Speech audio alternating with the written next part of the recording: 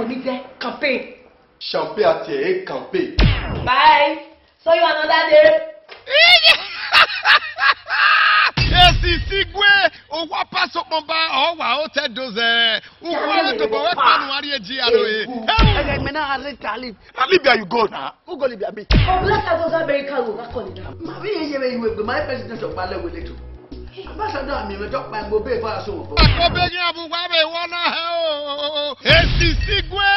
Passport or no passport? Yeah, Jawe body. Warule ari esidi shop no ti ake we segwe na ri elenu e. Mami we no teya mote. O wa boege Idowu Agbes International Company Nigeria Limited. Here no get parliament audio and video production. We number 2 no Sayaba Street. Ekenatie is Circuit City. No te Osula Royal Hospital we New Benin City. Estistigue. That know where I second Elizabeth. Me we take Azaya here mo me Nigerian.